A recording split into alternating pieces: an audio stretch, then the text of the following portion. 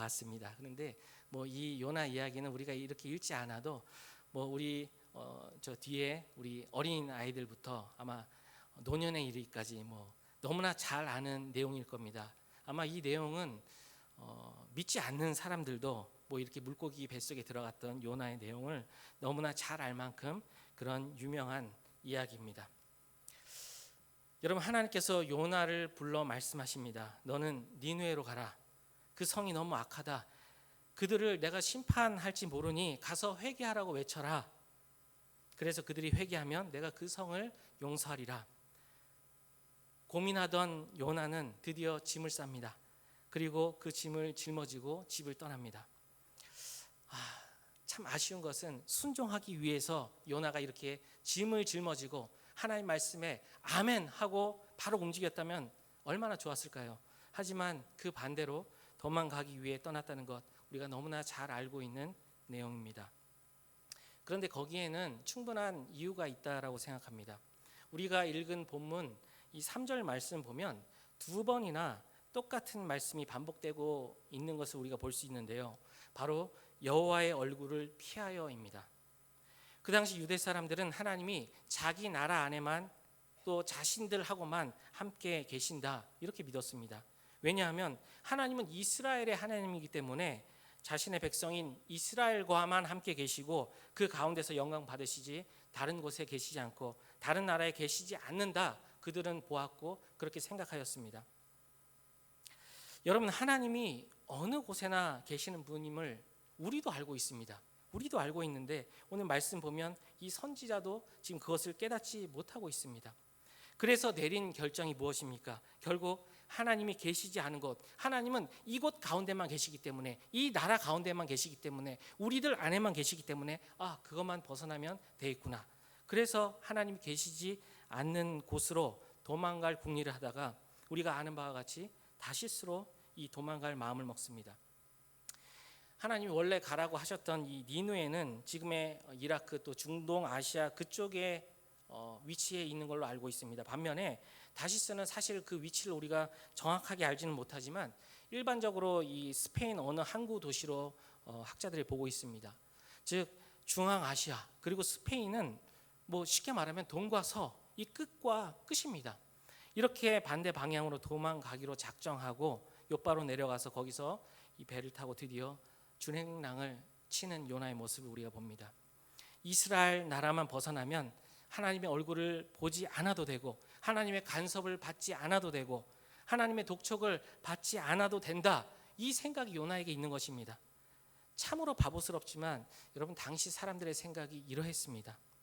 이렇게 배를 타자마자 너무 피곤한 나머지 이 배 밑창으로 내려가 조용한 곳을 찾아서 이제 잠이 들었습니다. 얼마나 지났는지 모르겠습니다. 그런데 바람이 불기 시작하고 배가 심하게 요동합니다. 하늘이 캄캄해집니다. 예사로운 그런 바람이 아닙니다. 평소에 불던 그런 바람이 아닙니다. 점점 무서운 풍랑이 이 배를 휘어 감싸고 있습니다.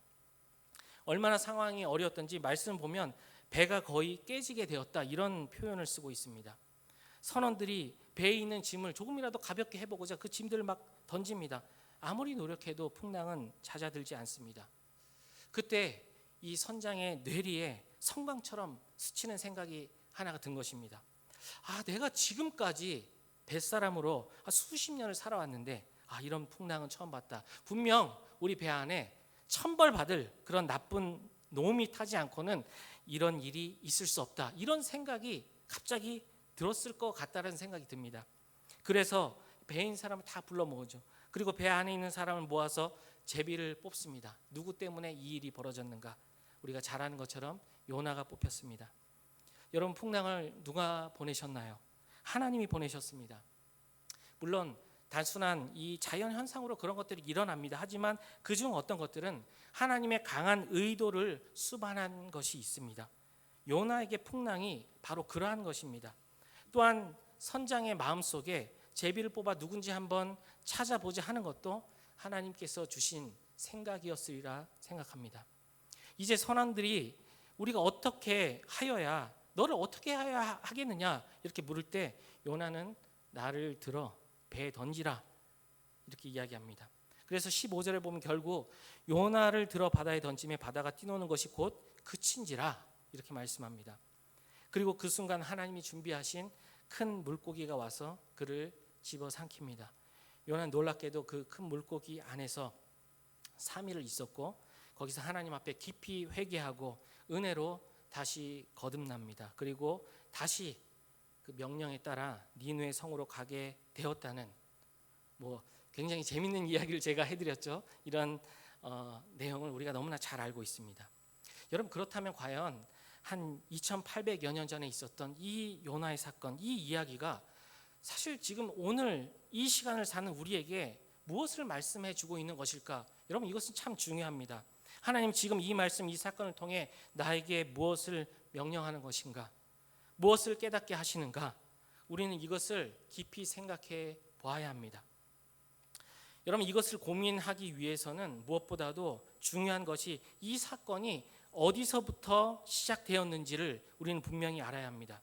여러분, 출발점이 어디 있는지 우리는 요나 1장에 보면 알 수 있습니다. 우리 1절부터 2절까지 함께 읽어보겠습니다. 시작. 여호와의 말씀이 아미떼 아들 요나에게 임하니라. 이르시되 너는 일어나 저 큰 성읍 니느웨로 가서 그것을 향하여 외치라. 그 악독이 내 앞에 상달되었음이라 하시니라. 요나는 지금 니느웨로 가서 하나님 말씀을 외치라는 그런 명령을 받습니다. 이렇게 하나님께서 부르셔서 명령하는 것, 우리 소위 이런 것들을 일컬어서 소명 받았다, 이렇게 이야기합니다. 그런데 여러분, 교회 안에 있는 수많은 성도들이 굉장히 잘못 생각하고 있는 부분이 있습니다. 우리는 흔히 이 소명을 이야기하면, 소명 받았다 하면 나와는 상관없는 강단에 서 있는 목사나 저 선교사들이나 해당되는 이야기처럼 그렇게 생각하며 살아가는 성도들이 굉장히 많습니다. 여러분, 그것은 아주 잘못 생각하는 것입니다. 여러분, 우리 모두가 소명자입니다. 모두가 똑같이 하나님으로부터 해야 할 일을 명령받은 그런 사람입니다. 순종해야 할 의무를 가진 사람이라 하는 것을 우리는 반드시 기억해야 합니다. 여러분, 그렇다면 우리가 받은 소명이 무엇일까요? 요나는 직접 부르셔서 하나님께서 이렇게 해라, 가서 회개하라고 외치라 말씀하셨는데, 그럼 내가 소명자라 말씀해 주셨는데 내가 받은 소명이 무엇인지 우리가 알아야 하지 않습니까? 첫 번째로 우리에게 주신 구원이 바로 소명입니다. 여러분, 하나님이 우리를 세상으로부터 불러내셔서 자기 이 선택받은 백성으로 우리를 삼아 주셨습니다. 우리는 이것을 구원이라 이렇게 표현합니다. 그런데 바로 이 구원 자체가 우리에게 주신 소명이다 하는 것입니다. 여러분, 하나님께서 무엇 때문에 우리를 구원하셨는지 한번 진지하게 물어보시고 생각해 보시기 바랍니다. 만약 우리의 구원 목적이 단순히 나 하나 예수 잘 믿고 천국 가는 것, 그것에만 있다면 사실 구원받은 우리, 하나님께서 더 이상 이 땅에 두실 이유가 전혀 없습니다. 우린 예수 그리스도를 구주로 고백하고 예수님 믿고 여기 있는 우리 모두는 구원받은 자들입니다. 그렇다면 굳이 우리를 힘들고 어렵고 죄 많은 이 세상 가운데 하나님께서 사랑하는 자녀를 두실 이유가 있을까요?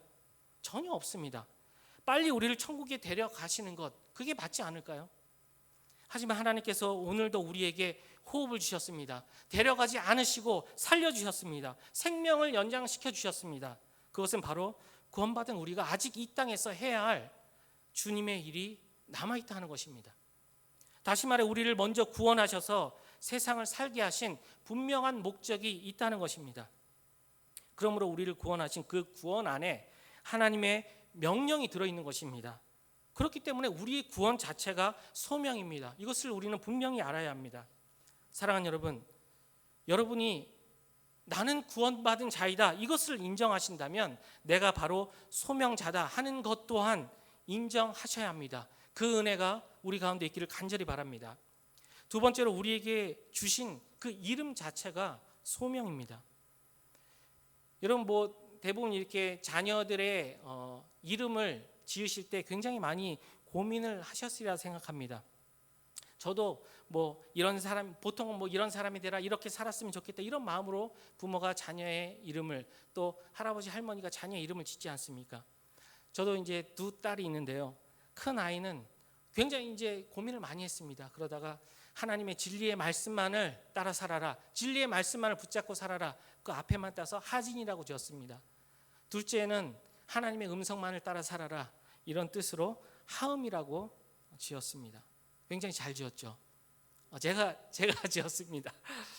그런데 하나님께서 우리를 구원하시고 우리에게도 굉장히 영광스러운 그런 이름을 선물로 붙여주셨습니다. 어떤 이름입니까? 그리스도인, 성도, 증인, 예수님의 제자, 굉장히 아름다운 이름을 우리에게 선물로 주셨습니다. 그런데 이 이름 자체를 한번 생각해 보시기 바랍니다. 증인이 무엇인가요? 바로 예수님의 복음을 전한 사람입니다. 그 이름 자체가 이미 소명자로서 우리의 신분을 드러내고 확인시켜 주는 것입니다. 여러분, 제자가 무엇인가요? 예수님 가신 길 그대로 따라가는 사람, 그 사람이 바로 제자입니다. 그렇기 때문에 예수님의 제자라는 그 이름 자체가 우리가 소명자다 하는 것을 분명하게 가르쳐 줍니다. 세 번째로 우리의 삶 자체가 소명입니다. 여러분, 우리를 구원하신 하나님은 우리의 삶을 세상 사람들과 똑같이 살도록 그대로 두시지 않고 우리의 삶을 거룩하게 구별하셨습니다. 그러므로 우리의 삶에는 더 이상 필요 없어서 내버릴 것이 그 어느 것도 하나 없습니다. 다시 말해, 그냥 남들이 볼 때 시시한 것이든 가치가 있는 것이든 남들이 선호하든 선호하지 않든 남들이 싫어하든 그거와 관계없이 우리의 삶을 통해 경험되어지는 모든 것은 거룩한 제사가 되어야 합니다.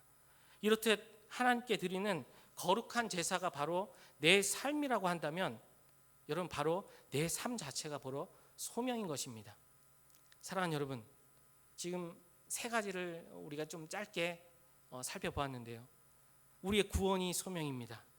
우리에게 주신 이름이 소명이고 나에게 주어진 이 삶, 그것이 소명입니다.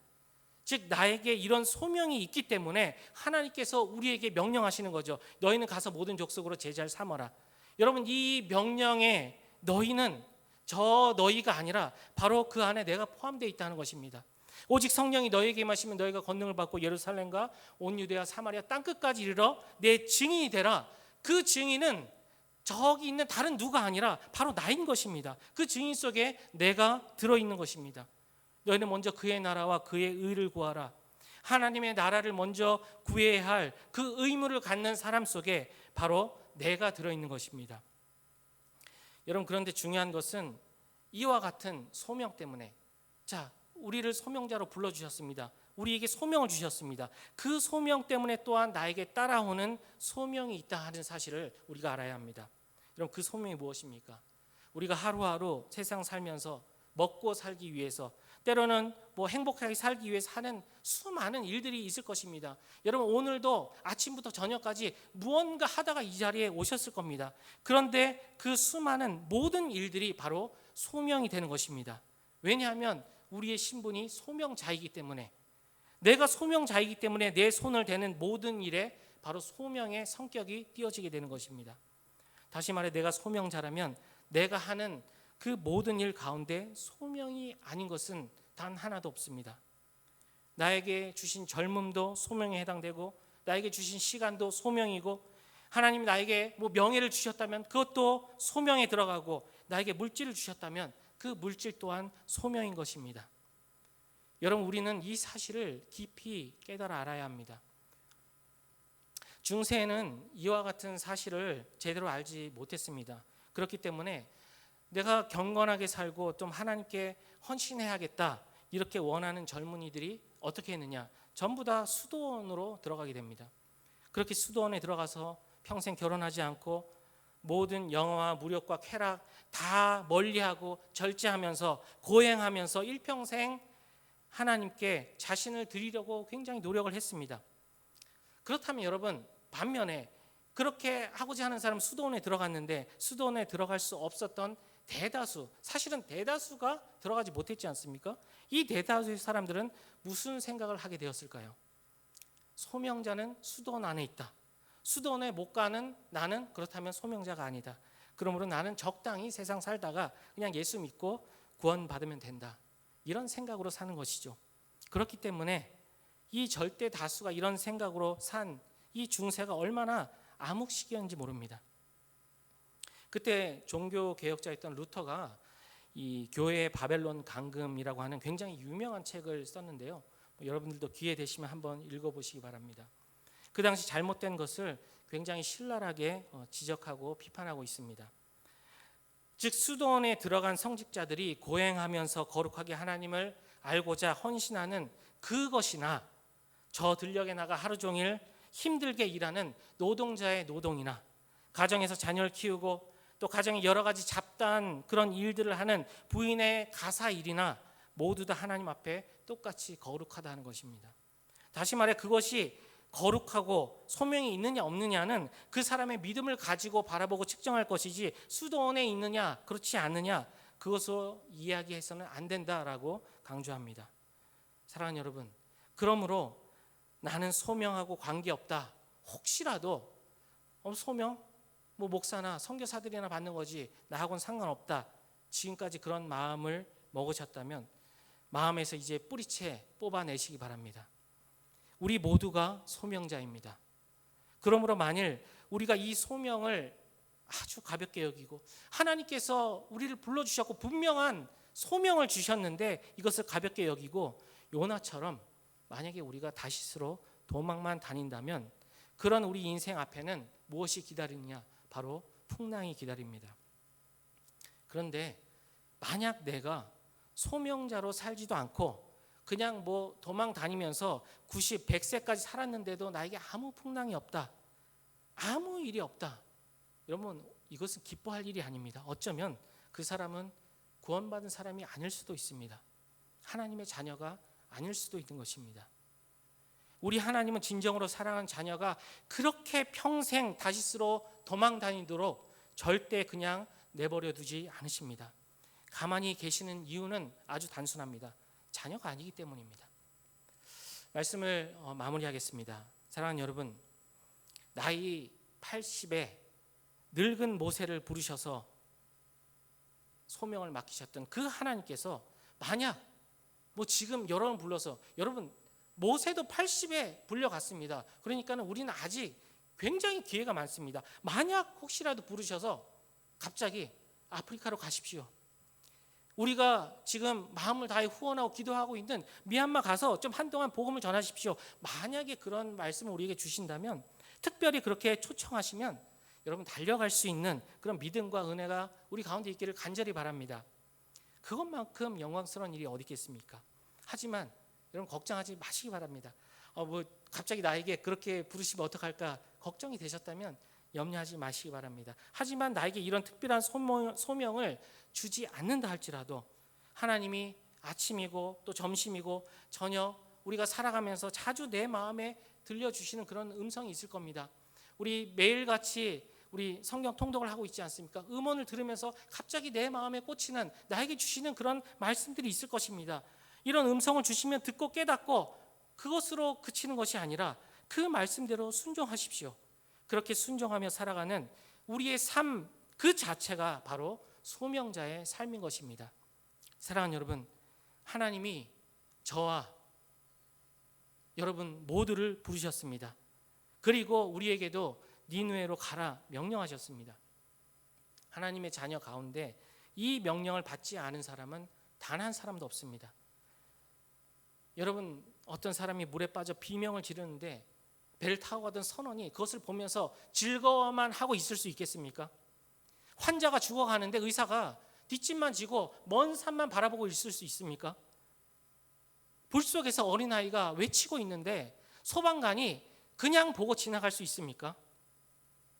지금도 복음을 듣지 못해 고통하는 수많은 영혼들을 보면서 나는 예수님의 제자라고 이야기하면서 그 사람들 보며 나는 혼자 그냥 시온성 편한 곳에서 할렐루야를 외치며 즐거워할 수 있겠습니까? 나 하나 구원받은 것으로 만족하면서 나는 됐어, 나는 영원 죽지 않아, 이것으로 만족할 수 있겠습니까? 절대 그럴 수 없습니다.